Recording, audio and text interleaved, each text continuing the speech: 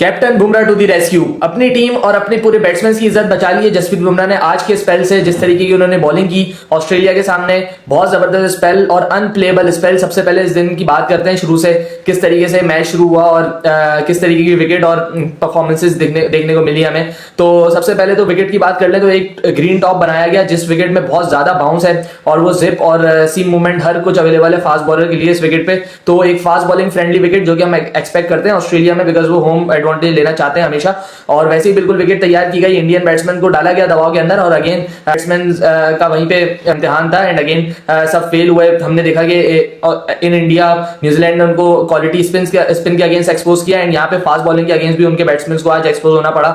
और बात यहाँ पे करनी पड़ेगी सीनियर प्लेयर्स की, क्योंकि आप देखें जूनियर प्लेयर्स आप एक्सपेक्ट नहीं कर सकते कि वो जाके ऑस्ट्रेलिया जैसी जगह पे परफॉर्म करें।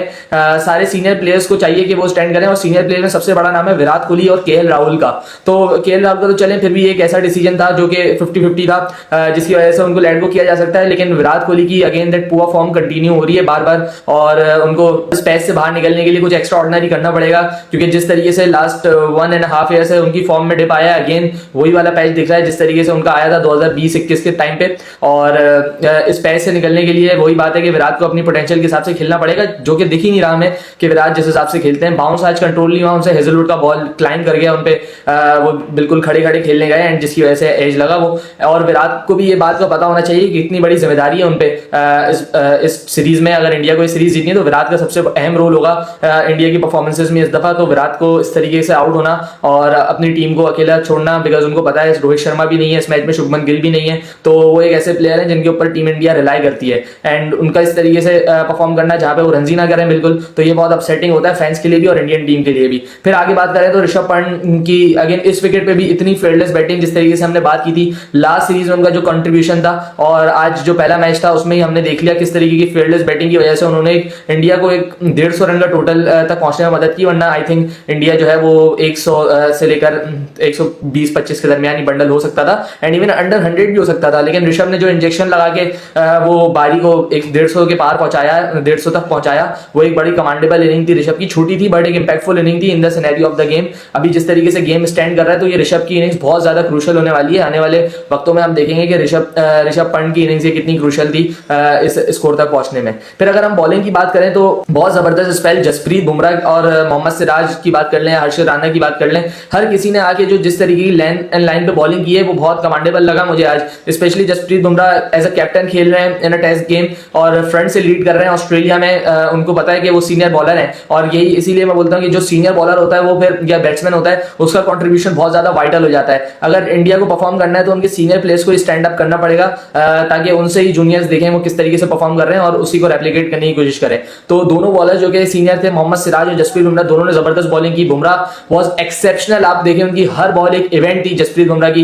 जिस तरीके का पेस उनका 140-45 के दरमियान पेस था and line and length was amazing. जिस तरीके से उन्होंने मिडिल स्टंप से आउट स्विंग हो रहा था एंड देन वो 5th एंड 4th स्टंप से इन स्विंग भी उसी हिसाब से कर रहे थे। स्टीवन स्मिथ को इन स्विंग पे आउट किया एंड देन मांडल लबुशेन का वो एज निकलवाया। कितनी जबरदस्त बॉल बुमराह ने एंड बहुत मजा आता है इस तरीके के स्पेल्स देख के। आपका दिल नहीं चाहता कि एक बॉल भी मिस करें आप जसप्रीत बुमराह के स्पेल का। 10 ओवर में 14 रन देके 4 खिलाड़ियों को आउट किया जसप्रीत बुमराह ने एंड अगेन वही बात दिखाई कि अभी वो all over the format, across the format वो वर्ल्ड के बेस्ट बॉलर हैं। 20 की एवरेज उनकी सिर्फ in test cricket and with 150 wickets and over that.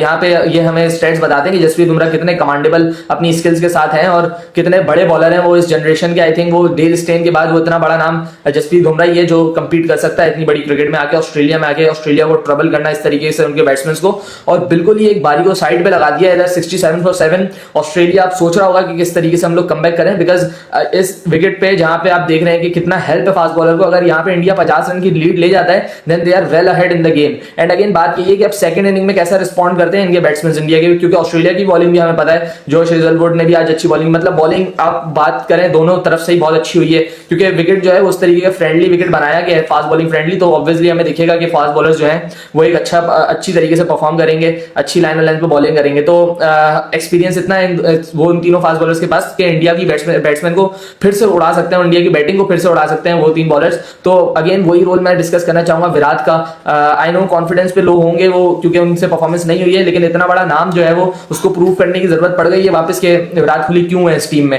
क्योंकि अब क्वेश्चन रेज होंगे उनके खिलाफ भी, क्योंकि जिस तरीके की परफॉर्मेंस रही है उनकी, तो वो कुछ रिस्पेक्टेबल परफॉर्मेंसेस नहीं है उनकी जानिब से लास्ट 10 से 15 गेम्स में। लेकिन आई नो कि जितना स्किल सेट विराट के पास है और जिस तरीके का माइंड है उनका, वो जरूर कमबैक करेंगे। एंड अगर इंडिया को मैच जीतना है तो सेकंड बारी में अगर वो अच्छा खेलते हैं, विराट या कोई भी अगर एक भी बैट्समैन उनका खेल के इस स्कोर को, इस टारगेट को अगर 250 के करीब ले जाता है तो India will be in winning position. अब कल जब आएंगे इनके बैट्समैन, तो यही सोच रहा होगा ऑस्ट्रेलिया के किसी तरीके से हम लोग ये लीड के करीब पहुंच जाए। इवन अगर ऑस्ट्रेलिया 140 भी करने में कामयाब हो जाता है तो मैं समझता हूं कि ऑस्ट्रेलिया की एक तरीके से ये बहुत जीत हो जाएगी ऑस्ट्रेलिया की, बिकॉज अभी इंडिया ने जो टारगेट अभी अपने माइंड में बनाया होगा कि to bundle out Australia for under 100 sorry, ताकि वो लीड का एक लिवरेज जो मिलता है प्लेयर्स को वो गेन कर पाए। एंड आई थिंक इसी तरीके से अगर इंडिया बॉलिंग करेगा तो दे वोंट लास्ट लॉन्ग। जिस तरीके से बुमराह ने जगह से बॉलिंग की, मोहम्मद सिराज की भी तारीफ करनी पड़ेगी, मार्नस लबुशेन को तो बिल्कुल ही हिलने नहीं दिया, 52 बॉलों पे 2 रन किए मार्नस लबुशेन ने। तो आप अंदाजा लगाएं किस तरीके की लाइन एंड लेंथ पे बॉलिंग हुई है।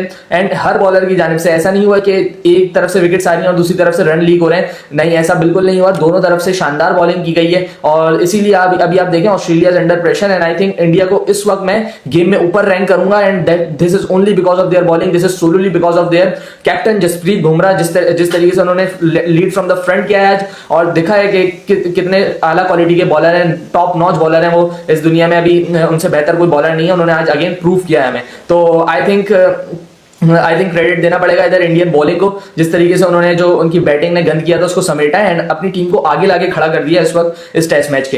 तो अभी कल का दिन बहुत इंपॉर्टेंट है। आई थिंक पहले सेशन में ही अगर इंडिया आउट कर लेता ऑस्ट्रेलिया को with the lead of at least 50 run, तो यहाँ पे ये गेम जो है इंडिया देन बहुत ज्यादा हावी हो जाएगा ऑस्ट्रेलिया पे, एंड देन वो जो मोमेंटम लेके जाएगा then India with the bat, तो वो वहां पे आई थिंक रन भी लग गए तो देन ये मैच देन इंडिया जीत रहा है फिर। तो अभी तो बहुत अर्ली है कुछ प्रिडिक्ट करना अबाउट द रिजल्ट, लेकिन आज बहुत अच्छी क्रिकेट खेली गई फास्ट बॉलिंग ट्रैक के हिसाब से। ऑप्टस स्टेडियम में हमें पता है कि ड्रॉप इन पिचेस होती हैं, तो ऑस्ट्रेलिया ने तो यही सोच के विकेट बनाई होगी कि हम लोग इनके बैट्समैन को आराम से आउट करके अपने रन करेंगे, लेकिन ये बाजी भी उन पर उल्टी पड़ गई जिस तरीके से काउंटर अटैक हुआ इंडिया की जानिब से। And love the way India respond to them. और यहाँ पे अभी मैच जो है बिल्कुल आई थिंक इंडिया 60% है इस वक्त मैच में, ऑस्ट्रेलिया 40% है। और उम्मीद ये करूंगा कि कल के दिन भी इसी तरीके की कंपेटिटिव क्रिकेट देखने को मिले और अच्छी क्रिकेट देखने को मिले। इसी के साथ अपना बहुत ख्याल रखिएगा। अल्लाह हाफिज।